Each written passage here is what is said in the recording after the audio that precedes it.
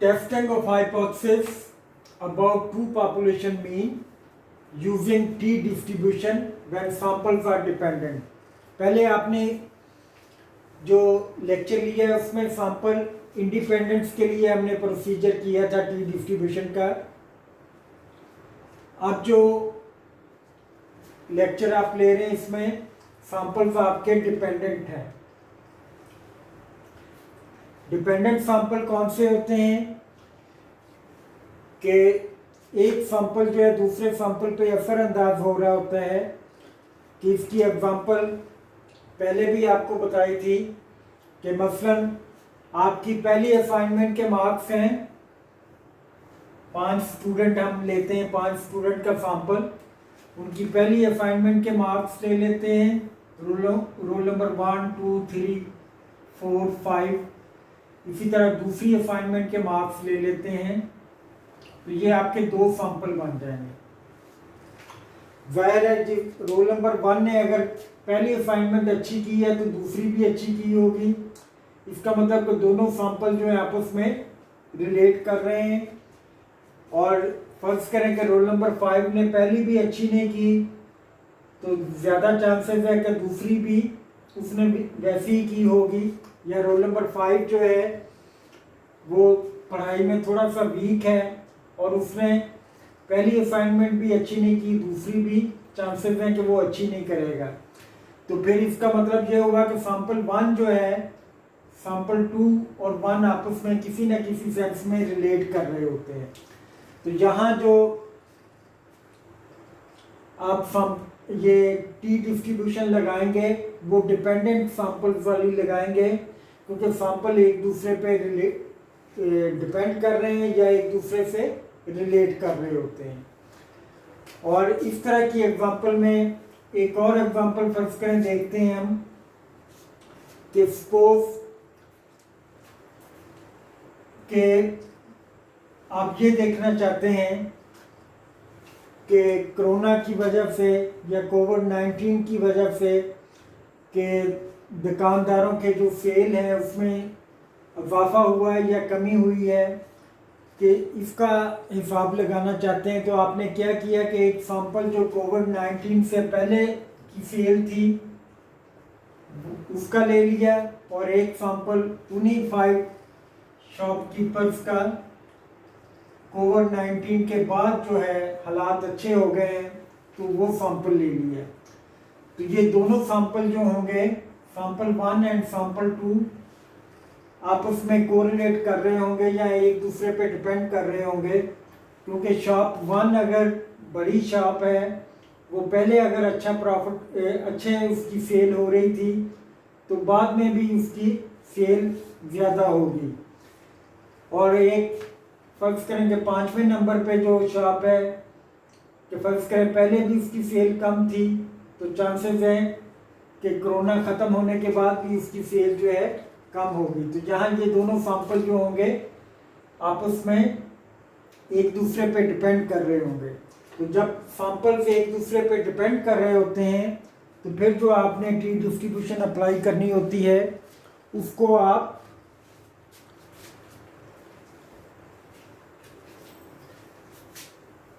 Pair T test या T distribution for dependent sampling कह देते हैं। उसको आप पेयर टी टेस्ट या T distribution for dependent sample कह देते हैं। और इसके लिए प्रोसीजर क्या होता है हमारे पास हाइपोथेसिस टेस्टिंग का प्रोसीजर आपका वही होता है कि पहले स्टेप में फार्मूलेशन ऑफ हाइपोथेसिस। 3 तरह के हाइपोथेसिस बनाते हैं ए बी और सी कैटेगरी में। अगर आपने equal to not equal to में बनाना हो तो ये तरीकेकार है कि μ1 आपका पहला सैंपल हो जाएगा, μ2 जो है दूसरा सैंपल हो जाएगा। जैसे अभी एग्जांपल ली कि μ1 जो है आपकी जो पहली असाइनमेंट की एवरेज है उसको शो कर रहा होगा, μ2 जो है आपकी दूसरी असाइनमेंट की एवरेज को शो कर रहा होगा। या μ1 जो है कोविड से पहले जो है आपके शॉप्स की सेल को रिप्रेजेंट कर रहा है, μ2 जो है कोविड ख़त्म होने की वजह के बाद जो आपकी सेल है उसको रिप्रेजेंट कर रहा है। तो इस तरह से आपके ये तीनों जो है हाइपोथेसिस बन सकते हैं। और आपने क्वेश्चन की स्टेटमेंट को देख के अंदाज़ा लगाना होता है कि कौन सा साइन जो है इस्तेमाल हो रहा है क्वेश्चन की स्टेटमेंट में, उसके मुताबिक आपने वो वाला जो सेट है हाइपोथेसिस का वो चूज करना होता है ए, बी और सी में से। सेकंड है लेवल ऑफ सिग्निफिकेंस, ये 5%, 10% या 1% हो सकता है, इनके अलावा भी कोई हो सकता है। थर्ड है टेस्ट स्टैटिस्टिक्स, तो पेयर टी टेस्ट या T test for dependent sampling अगर आप कर रहे होते हैं तो उसके लिए टी कैलकुलेटेड निकालने का फार्मूला जो है वो पूल टी टेस्ट या इंडिपेंडेंट सैंपल्स के लिए जो टी टेस्ट लगाया उसके फार्मूले से डिफरेंट होता है। उसका फार्मूला ये बनता है कि डी बार -0, बावकात लिखते हैं बावकात नहीं भी लिखते हैं, और F D over N under root, F D over N under root. F D क्या होता है? Standard deviation of differences. D bar क्या होता है? डिफरेंसेस का मीन। एन क्या है? Sample size. तो इसके लिए डिग्री ऑफ फ्रीडम जो हम यूज करते हैं वो n-1 के n-1 जितने आपके पास पेयर होंगे उनमें से 1 आपने माइनस कर देना है। इसे पेयर टी टेस्ट इसलिए कहते हैं कि यहाँ आपको एक इंडिविजुअल से एक पेयर की सूरत में वैल्यूज मिलती हैं या दो वैल्यूज मिलती हैं। जैसे रोल नंबर 1 की 2 असाइनमेंट के नंबर आपने लिए, जैसे शॉपकीपर नंबर 1 के आपने बिफोर कोविड उसकी सेल देखी, आफ्टर कोविड उसकी सेल देखी, कि बिफोर एंड आफ्टर वाले केसेस इसमें अमूमन जो है इस्तेमाल किए जाते हैं। तो फोर्थ स्टेप आपका आता है क्रिटिकल रीजन का। टी कैलकुलेटेड के लिए फार्मूला आपने बना लिया है। एस डी जो कैसे निकालते हैं ये जब न्यूमेरिकल एग्जांपल करेंगे उसमें आपको बता देंगे। यह फार्मूला इसका लिखा जा सकता है कि एस डी जो है ये बराबर होता है summation D minus D bar का square over n-1 under the root के डी होता है डिफरेंस के दोनों सैंपल्स के वैल्यूज का आपस में जो डिफरेंस होता है वो डी है। वो आगे चल के हम करते हैं न्यूमेरिकल एग्जांपल में। फार्मूला इसका ये इस्तेमाल होगा एस डी के लिए। आगे है क्रिटिकल रीजन। क्रिटिकल रीजन में वही क्रिटिकल रीजन बनेगी जो पीछे हम बनाते आ रहे हैं सिंगल पॉपुलेशन मीन के लिए जब टी टेस्ट लगाया था, या अपने इंडिपेंडेंट सैंपल्स के लिए टी टेस्ट लगाया, या 2 पॉपुलेशन मीन्स को कंपेयर करते हुए लगाया। वही आप यहाँ भी लगाएंगे कि अगर आपका alternate hypothesis not equal to में होगा तो 2 टेल टेस्ट कि ये डायग्राम बनेगी। दोनों टेल्स पे आप अल्फा का हाफ करके ले लेंगे और टी अल्फा बाय 2 और टी अल्फा बाय 2 लिख देंगे, और ये वैल्यू आप टेबल से देख लेंगे कि 2 टेल में देखेंगे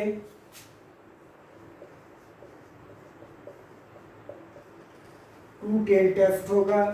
टेबल में 2 टेल में आप 0.05 देख लेंगे। अगर 1 टेल 2 टेल टेबल में लिखा हुआ तो 2 टेल में जाके देखेंगे। अगर 1 टेल 2 टेल नहीं लिखा, सिर्फ लेवल ऑफ सिग्निफिकेंस ही दिया हुआ है, तो आप खुद हाफ करके उसको, अगर 5% है तो 5% का हाफ जो है 0.025 के नीचे उसको देख लेंगे। तो अगर ये वैल्यू नल हाइपोथेसिस को रिजेक्ट कब करना है, ये डिफिशन रूल क्या है? ये डिफिशन रूल आपने लिखा हुआ है कि reject H0 when t calculated is greater than t alpha by 2, और दोनों कंडीशन में रिजेक्ट कर देंगे। t अगर t अल्फा बाय 2 से ज़्यादा आ गई, कौन सी t? ये जो कैलकुलेटेड करेंगे आप, ज़्यादा आ गई या उसके बराबर आ गई तब भी रिजेक्ट कर देंगे, या इधर से निकल गई बाहर कि t अल्फा बाय 2 माइनस की वैल्यू से अगर कम आ गई या उसके बराबर आ गई तो तब भी ये हाइपोथेसिस आपका रिजेक्ट हो जाएगा। बी कैटेगरी में क्या होगा, इसी तरह बी कैटेगरी में आपका वन टेल इस्तेमाल होगी और लेस देन का साइन है तो लेफ्ट टेल की जो है यहाँ आपका अल्फा होगा और टी अल्फा जो है ये वैल्यू बनेगी। ये भी आप टेबल में देख सकते हैं against the degree of freedom. Degree of freedom के सामने अल्फा की जो वैल्यू होगी वो आप वन टेल में देख लेंगे। अगर 5% है तो वन टेल में 5% में आप ये वैल्यू देख लेंगे। तो रिजेक्ट कब करेंगे H0 को? H0 को रिजेक्ट करेंगे when t calculated is less than minus T alpha. इस माइनस टी अल्फा से लेस होने का मतलब ये है कि इससे इधर को शेडेड एरिया में आ जाएगी तो रिजेक्ट हो जाएगी। कि मसलन अगर यहाँ 2 आता है तो प्लस का 2 आता है तो यहाँ आ जाएगा, माइनस का 2 आता है तो हो सकता है यहाँ आ जाए, माइनस का 3 यहाँ कहीं आ जाए। इस तरह ये वैल्यू टी अल्फा से जब कम हो जाएगी तो रिजेक्ट हो जाएगा हाइपोथेसिस। सी कैटेगरी में आते हैं, इसमें अल्टरनेट ग्रेटर देन में है तो वन टेल में ये ग्रेटर देन टेल आप इस्तेमाल करेंगे। ये टी अल्फा बाई 2 होगा, अल्फा होगा क्योंकि वन टेल है। तो इस टी अल्फा से जैसे ही वैल्यू ज़्यादा होगी या इसके बराबर आएगी तो हाइपोथेसिस को आपने रिजेक्ट कर देना है। अगर इससे कम कम रहती है तो हाइपोथेसिस को एक्सेप्ट कर लेंगे। कौन सी वैल्यू? टी कैलकुलेटेड की। ये टी कैलकुलेटेड ग्रेटर आ जाए या बराबर आ जाए, रिजेक्ट H0। कब रिजेक्ट करेंगे? When T calculated is greater or equal to T alpha. 5th step में आप कंप्यूटेशंस करेंगे और 6th स्टेप में आप जो है इसका कंक्लूजन ड्रा कर लेंगे। तो ये था प्रोसीजर इसके लिए। इसके बाद हम करेंगे न्यूमेरिकल एग्जांपल जो है वो कैसे की जाती है वो आगे हम करेंगे।